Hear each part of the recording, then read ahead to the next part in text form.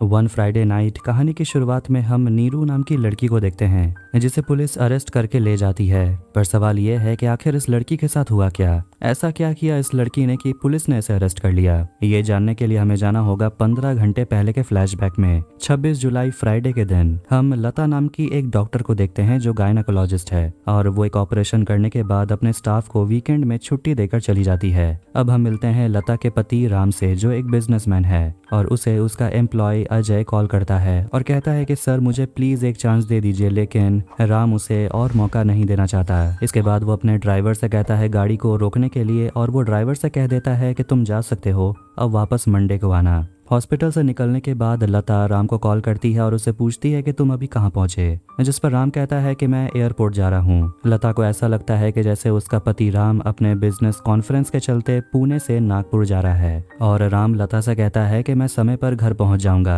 लता अपने घर पहुंचती है और अपने ड्राइवर से कह देती है कि अब तुम छुट्टी पर जा सकते हो, अब मंडे को आना। इसके बाद हम देखते हैं कि राम की एक गर्लफ्रेंड है नीरू, यानी कि राम का एक्स्ट्रा मैरिटल अफेयर चल रहा है और जैसे ही वो सेल्फी लेता है तभी उसकी बीवी उसे कॉल करती है और राम उसे कहता है कि मैं एयरपोर्ट पहुंच गया हूं और नीरू बच्चों की तरह हरकत करने लगती है और फोन लेने की कोशिश करती है, जिस पर राम थोड़ा सा नाराज हो जाता है। नीरू राम से पूछती है कि तुम्हारी बीवी बच्चा डिलीवर करने में एक्सपर्ट है तो खुद क्यों नहीं माँ बन पाई, जिस पर राम थोड़ा सा अनकंफर्टेबल हो जाता है और कहता है कि तुमसे ये उम्मीद नहीं थी। नीरू से समझाती है कि मेरा मतलब वो नहीं था। वो राम से पूछती है क्या आप लता से प्यार करते हो, वो कहता है बिल्कुल करता हूँ। नीरू कहती है तो क्या मैं आपके लिए सिर्फ टाइम पास वाला लव हूँ।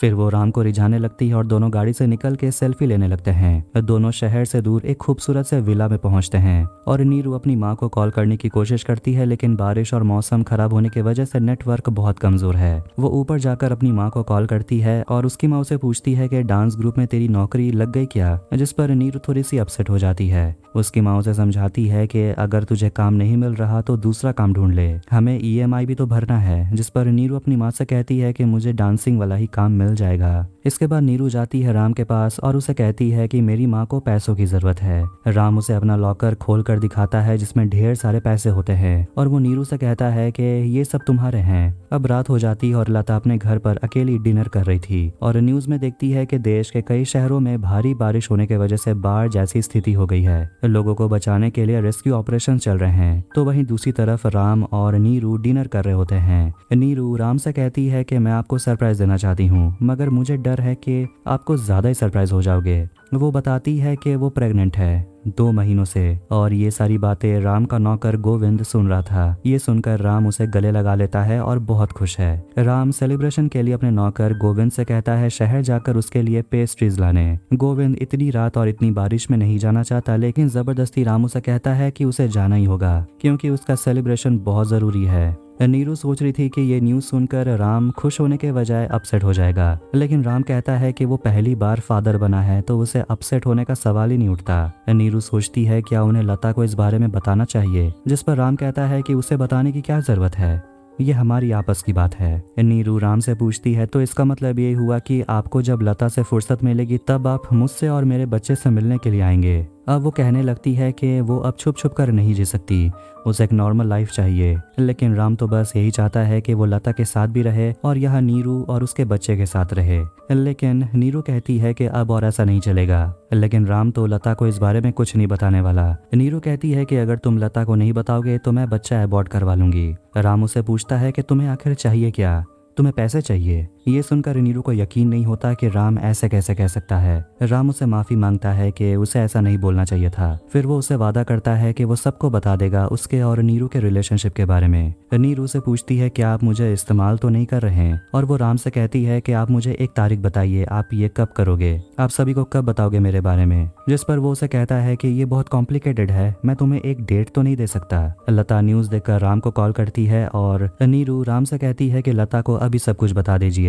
लता राम को बताती है बाहर चल रहे सिचुएशन के बारे में, तो वहीं नीरू लता का ध्यान खींचने के लिए प्लेट्स तोड़ने लगती है और ये आवाज सुनकर लता पूछती है कि ये आवाज क्या था, और राम झूठ कहता है कि मेरे हाथ से प्लेट गिर गया। इसके बाद राम और नीरू रोमांटिक होने लगते हैं और बालकनी पर आकर बारिश का मजा लेने लगते हैं और राम रोमांटिक होकर नीरू को कस के पकड़ लेता है। लेकिन जब नीरू उसे कहती है कि उसे छोड़ने के लिए तो गलती से राम नीचे गिर जाता है। नीरू भागते हुए नीचे आती है और किसी तरह राम उसे कहता है गोविंद को फोन करो, वो बुरी तरह से घायल हो गया है। ये देखकर नीरू भी पैनिक करने लगती है और वो तुरंत गोविंद को कॉल लगाती है, लेकिन खराब नेटवर्क होने की वजह से कॉल नहीं लगता।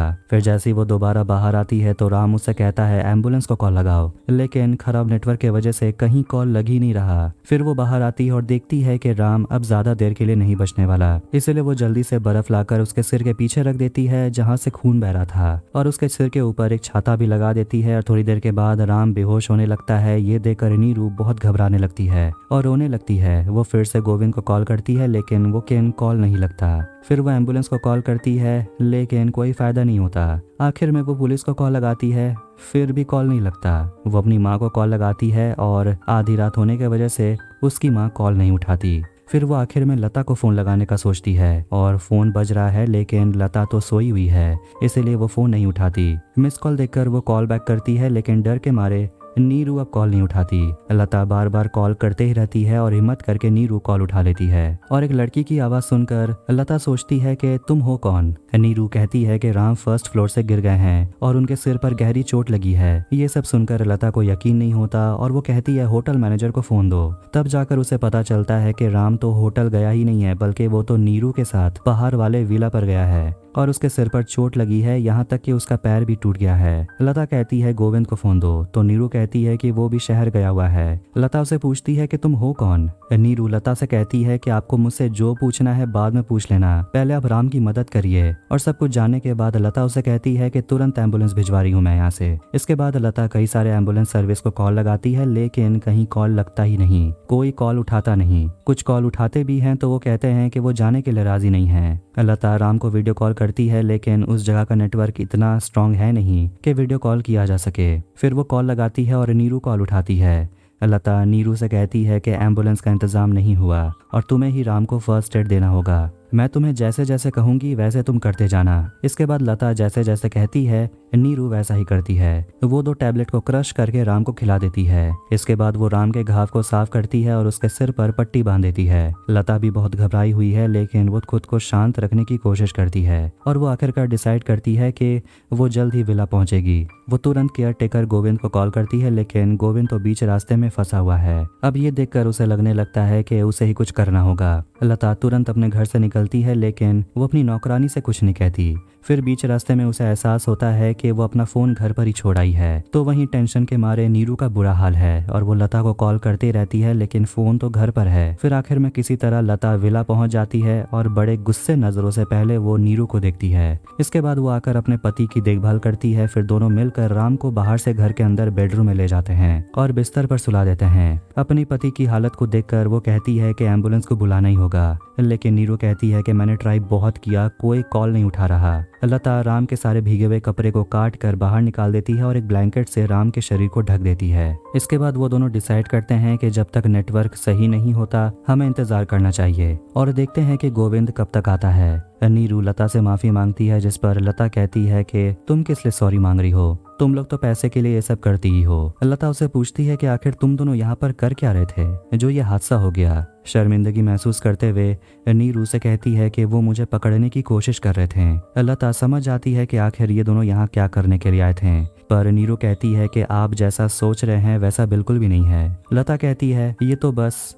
राम का लस्ट है, मैं तो यही सोच रही हूँ कि उसे कोई और नहीं मिला। नीरू कहती है कि मैं कोई ऐरी गहरी लड़की नहीं हूँ। लता उसे आईने के सामने खड़ी कर देती है और पूछती है कि तुम में ऐसा क्या है कि राम तुमसे प्यार करेगा। तभी नीरू की माँ उसे कॉल करती है और ये देखकर लता उसे पूछती है तुम्हारी माँ को पता है कि तुम ये सब करती हो। लता उसे कहती है मुझे फोन दो, मैं तुम्हारी माँ से बात करूंगी। नीरू कहती है कि मेरी माँ को इस बारे में कुछ नहीं पता। लता बैठकर ड्रिंक करने लगती है और कहती है कि तुम्हें लग रहा होगा कि मैं तुम पर गुस्सा हूँ, लेकिन ऐसा है नहीं। मैं तो बस तुम्हारे लिए बहुत सॉरी फील करती हूँ क्योंकि तुम्हारी जैसी कई लड़कियां मेरे क्लिनिक में आती हैं। हम औरतों की प्रॉब्लम यही है कि हम ये सोचते हैं कि हमारे हस्बैंड वैसे नहीं हैं। लता आगे कहती है कि राम तुमसे प्यार नहीं करता, वो तो बस अपने फैंटेसी को पूरा करना चाहता है। लेकिन नीरू को ऐसा नहीं लगता। नीरू कहती है कि वो आपसे प्यार नहीं करते। ये सुनकर लता गुस्सा हो जाती है। वो नीरू से पूछती है कि तुम राम के साथ कितने महीनों से हो। वो कहती है 4 महीने। लता बताती है कि मैं 20 साल से उनके साथ हूँ। नीरू कहती है कि वो शादी है लेकिन राम प्यार मुझसे करते हैं।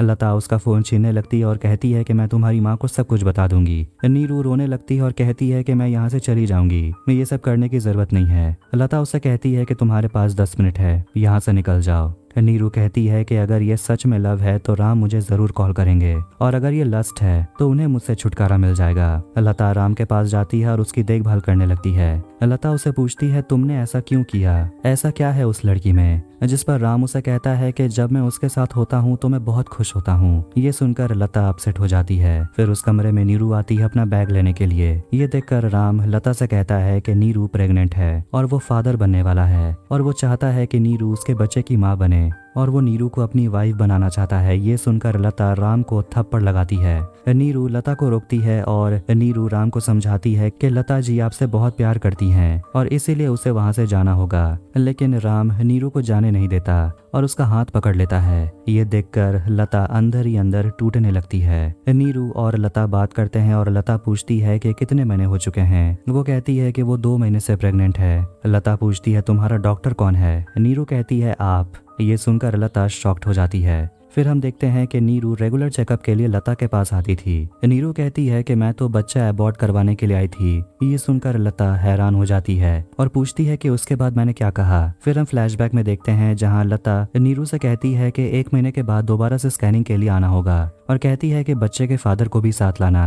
अब ये सब सुनकर लता को तो यकीन नहीं होता कि ऐसा भी कुछ हुआ था और वो उस लड़की का चेकअप कर रही थी जिसके अंदर उसके पति का बच्चा था। वो कहती है कि तुम यहीं रुको, राम को तुम्हारी जरूरत है और वो कहती है कि मैं राम को डिवोर्स दे दूंगी। इसके बाद नीरू अंदर चली जाती है कॉफी बनाने के लिए। तभी उसकी माँ उसे कॉल करती है और पूछती है कि तुमने कॉल क्यों किया था, जिस पर नीरू कहती है गलती से लग गया था और वो अपनी माँ से कह देती है कि अब उनकी लाइफ बदलने वाली है। लता घर से निकलने वाली होती है। ये देखकर नीरू डरने लगती है और कहती है कि आप डॉक्टर हैं, आपको यहाँ रुकना चाहिए। वो कहती है कि मैं गायनेकोलॉजिस्ट हूँ, कोई सर्जन नहीं, और वैसे भी राम अब तुमसे प्यार करता है तो मेरा यहाँ रुकना इसका कोई मतलब नहीं है। नीरू उसे रोकने के लिए जाती है और जाते जाते लता कहती है कि अगले महीने चेकअप के लिए आ जाना और बच्चे के फादर को भी साथ लाना। जब लता अपने घर पहुंचती है तो सुबह हो जाती है और वो देखती है कि उसका फोन बिस्तर पर ही रह गया था और राम के फोन से 14 मिस कॉल्स आए हुए हैं जो नीरू की थी। तभी अगली सुबह हम देखते हैं कि पुलिस विला पहुंच जाती है और पुलिस को बुलाया है गोविंद ने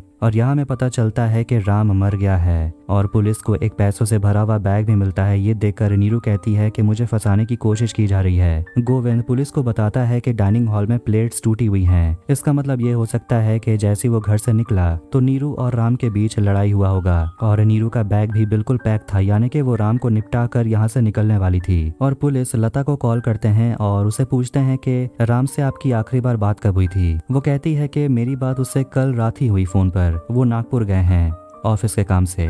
पुलिस लता को बताते हैं कि आपको यहाँ आना होगा आपके विला पर क्योंकि कल रात आपके हस्बैंड की डेथ हो गई है। तो वहीं नीरू से पुलिस पूछताछ करती है और नीरू पुलिस को मनाने की कोशिश करती है कि लता कल रात यहाँ पर थी, लेकिन इस बात का तो कोई प्रूफ है ही नहीं और पुलिस को यकीन हो जाता है कि नीरू ने ही राम को मारा है और इसीलिए नीरू को अरेस्ट कर लिया जाता है। फिर हम पिछले रात के फ्लैशबैक को देखते हैं जब नीरू लता के लिए कॉफी बनाने के लिए गई थी। उसी वक्त लता राम के कमरे में जाती है और एक तकिए से अपने पति का दम घोटकर उसे मार डालती है और इसीलिए वो तुरंत वहां से निकल आई थी। फिर वो अपने घर पहुंचती और घर का सीसीटीवी कैमरे को निकाल कर कचरे में फेंक देती है ताकि पुलिस को ये पता ना लगे कि वो विला से आज सुबह ही घर वापस आई थी। वो अपनी गाड़ी को भी खराब कर देती है ताकि किसी को शक ना हो कि वो विला गई थी। फिर हम मूवी के फर्स्ट सीन को देखते हैं जब पुलिस ने नीरू को अरेस्ट कर लिया था। नीरू पुलिस से कहती है कि मुझे अपनी माँ से बात करना है, लेकिन उसे बात नहीं करने दिया जाता। फिर हमें न्यूज़पेपर आर्टिकल्स दिखाया जाता है और आर्टिकल्स को देखकर हमें ये समझ आ जाता है कि कैसे लता अपने प्लानिंग के वजह से अपने पति के मर्डर में बच गई और सारा इल्जाम नीरू के ऊपर लगा। और इसी के साथ ये मिस्ट्री मूवी यहीं एंड होती है। तो अगर आपको ये वीडियो पसंद आया तो वीडियो को लाइक करें, चैनल को सब्सक्राइब करें। मिलते हैं नेक्स्ट वीडियो में। Take care.